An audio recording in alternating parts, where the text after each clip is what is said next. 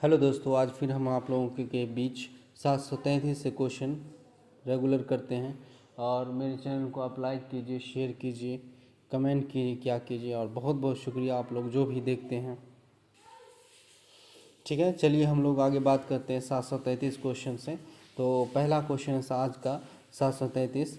आधुनिक कंप्यूटर का जन्मदाता माना जाता। आधुनिक कंप्यूटर का जन्मदाता माना जाता। आधुनिक कंप्यूटर बोला, ठीक है। तो आधुनिक कंप्यूटर का जन्मदाता किसे माना जाता है? चार्ल्स बेबेज को। चार्ल्स बेबेज को माना जाता है, ठीक है। उसके बाद चार्ल्स बेबेज को माना जाता है आधुनिक कंप्यूटर का जन्मदाता। प्रथम इलेक्ट्रॉनिक कंप्यूटर का नाम था। तो 434 है। प्रथम इलेक्ट्रॉनिक कंप्यूटर का नाम पूछा है, क्या कहा है, प्रथम कौन था? तो 734 का आंसर हो जाएगा, ई हो जाएगा इनिक, ENIAC, ENIAC था, ENIAC था। उसके बाद है ENIAC, ठीक है, electronic numerical integrator and calculator के निर्माण, एंड कैलकुलेटर के निर्माण का श्रेय है। तो किसे जाता है इसका श्रेय, ये पूछा गया। तो 735 का हो जाएगा आप लोगों को, ये हो जाएगा आंसर JP एकर्ट को, मतलब JP एकर्ट और जॉन मैकले को, ठीक है। एकर्ट को और मैकले को जाता है इसका निर्माण करने का श्रेय, ठीक। चलिए हम लोग आगे देखते हैं क्वेश्चन को। तो आगे क्वेश्चन क्या है कि 736 से सर्वप्रथम कौन सा कंप्यूटर व्यावसायिक रूप से उपलब्ध हुआ था? व्यावसायिक रूप से उपलब्ध हुआ था सर्वप्रथम, सबसे पहले बताना है। 736, तो 736 का क्या हो जाएगा, ये हो जाएगा यूनिवैक मतलब universal atomic computer. Universal atomic computer first जो है व्यावसायिक रूप से हम लोगों को उपलब्ध हुआ था। उसके बाद है यूनिवैक फर्स्ट जो है यूनिवर्सल एटॉमिक कंप्यूटर का निर्माण किसने और कब किया था? ठीक है, किसने किया और कब किया था, ये क्वेश्चन है। तो 737 का आप लोग का हो जाएगा आंसर, ए हो जाएगा। 737 का क्या होगा?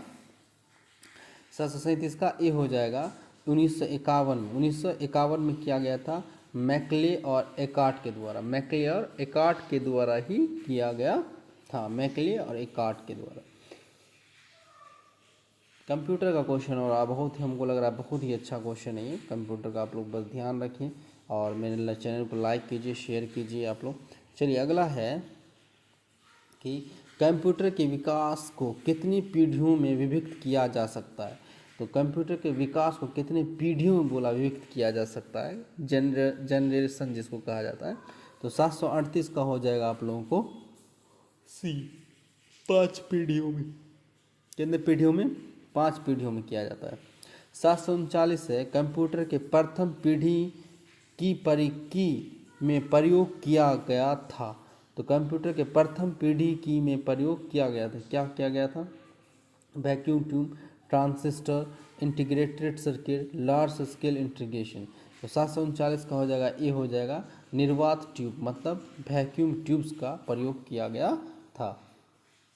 उसके बाद 740 हम लोग देखते हैं। तो कंप्यूटर के द्वितीय पीढ़ी की में प्रयोग किया गया था। तो द्वितीय पीढ़ी में कौन सा क्या प्रयोग किया गया था?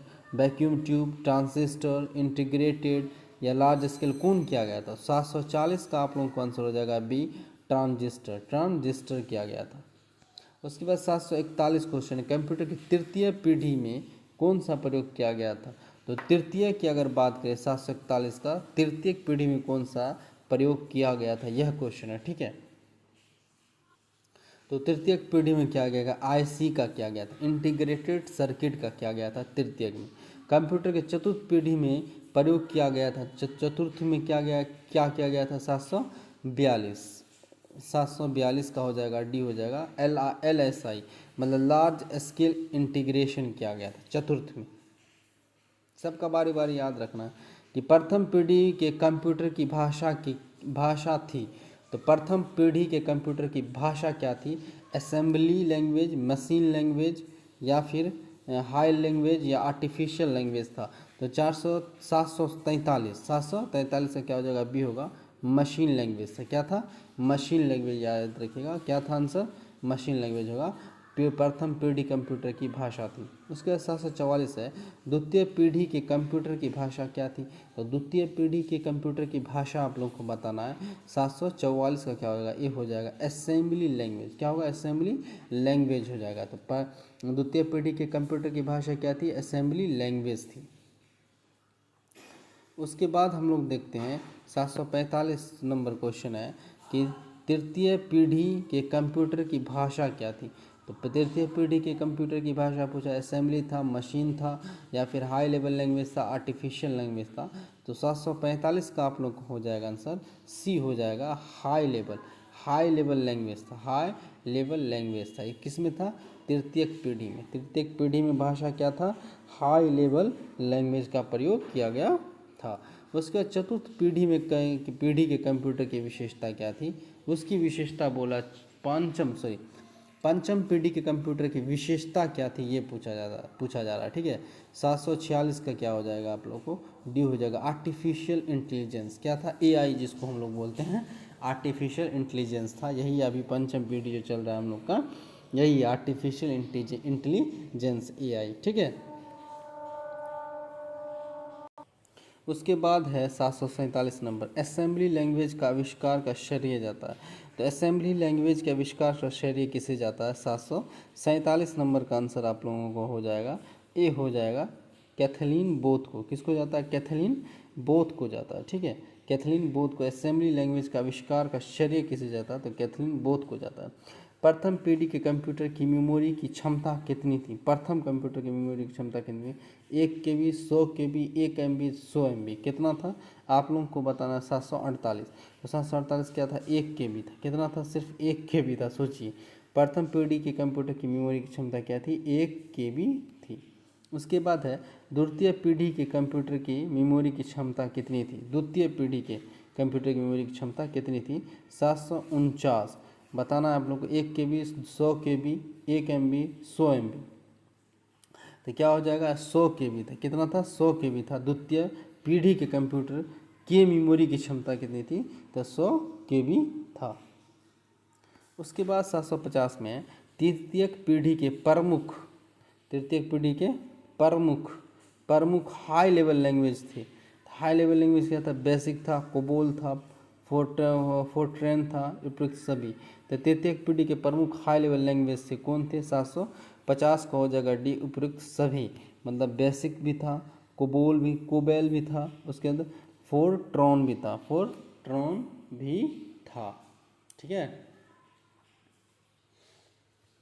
उसके बाद है आईसी, मतलब इंटीग्रेटेड सर्किट में सिलिकॉन चिप पर डैश आकृति का एकीकृत किया गया था।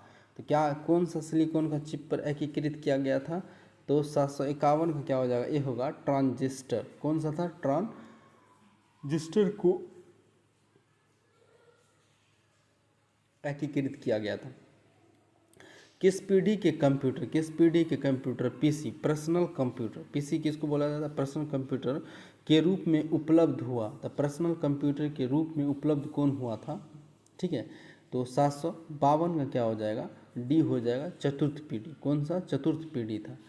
कौन सा पीढ़ी था? चतुर्थ पीढ़ी जो था पीसी था, मतलब पर्सनल कंप्यूटर के रूप में उपलब्ध हुआ हम लोगों को। उसके बाद 753 क्वेश्चन अगर हम लोग देखेंगे तो कंप्यूटर के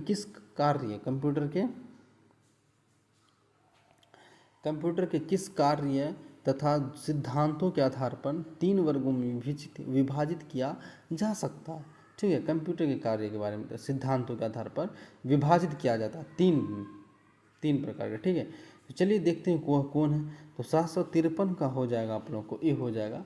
तो पहला था डिजिटल कंप्यूटर। पहला क्या है? Digital computer. ओके, इसका अनुरूप कंप्यूटर मतलब एनालॉग कंप्यूटर, हाइब्रिड कंप्यूटर होता है। ठीक है, 3 भाग में बांटा जाता है, डिजिटल कंप्यूटर, अनुरूप कंप्यूटर और एनालॉग कंप्यूटर। ठीक है, एनालॉग कंप्यूटर होता है। इसी तरीके से आप लोग वीडियो देखिए, लाइक कीजिए, कमेंट कीजिए और शेयर करना नहीं भूलिए। आप लोग मेरे चैनल को शेयर जरूर कर दिए। कम से कम एक ही आदमी को क्या कीजिए, लेकिन कोशिश क्या कीजिए, हर एक आदमी जो भी देखते हैं वह कोशिश कीजिए कि एक एक आदमी को आप लोग शेयर कर दीजिए। ठीक है, थोड़ा मेरा भी भला हो जाएगा। डिजिटल, उसके बाद 754 में है कि डिजिटल कंप्यूटर को उसके कार्यों तथा सिद्धांतों के आधार पर विभाजित किया जा सकता है। तो किसके आधार पर विभाजित किया जा सकता है? 754 का क्या होगा? बी हो जाएगा। क्या हो जाएगा? बी हो जाएगा। माइक्रो कंप्यूटर, मिनी कंप्यूटर और उसके बाद मैनी फ्रेम कंप्यूटर और सुपर कंप्यूटर। ठीक है, तो याद रखिएगा डिजिटल कंप्यूटर को उसके कार्यों और सिद्धांतों के आधार पर विभाजित किया जाता है 4 भाग में। पहला है माइक्रो कंप्यूटर, मिनी कंप्यूटर, उसके बाद मैन फ्रेम कंप्यूटर और सुपर कंप्यूटर। ठीक है, यह 4 कंप्यूटर में विभाजित किया जाता है। उसके बाद है आप लोगों के लिए क्वेश्चन जो है ये है कि पेट्रोल पंप पर लगा स्पीडोमीटर किस प्रकार के कंप्यूटर का अच्छा उदाहरण है? ठीक है, पेट्रोल पंप पर जो आप लोग देखे होंगे लगा होता है स्पीडोमीटर, किस प्रकार के कंप्यूटर का अच्छा उदाहरण है? डिजिटल है, एनालॉग है, हाइब्रिड है, सुपर है, किस प्रकार का है? 755। तो 755 की क्या होगा? बी होगा, एनालॉग कंप्यूटर। क्या हो जाएगा? एनालॉग कंप्यूटर का बोला वह सब उदाहरण है। उसका 756 क्वेश्चन है कि कंप्यूटर के रेखा चित्र मतलब आर्किटेक्चर के अनुसार इनपुट डिवाइस द्वारा डाटा डाला जाता और प्रोसेसिंग डिवाइस से प्रोसेस होकर डैश के माध्यम से सूचना प्राप्त होती है। ठीक है, तो उसको क्या कहते हैं? डैश में 756। तो 756 का क्या हो जाएगा? ए हो जाएगा, आउटपुट डिवाइस। क्या बोला जाता है उसको? आउटपुट डिवाइस बोला जाता है। ठीक है, तो आज हम लोग यहीं रुकते हैं और मेरा ये भी सेट आप लोग देखिए, लाइक कीजिए, कमेंट कीजिए, शेयर कीजिए और आप लोगों का बहुत बहुत शुक्रिया जो आप लोग हमारे चैनल को सपोर्ट करते हैं, हमारे चैनल को देखते हैं, इस पर लाइब्रेरी का देखते हैं। इसके लिए बहुत शुक्रिया आप लोगों का। थैंक यू, बहुत बहुत थैंक यू।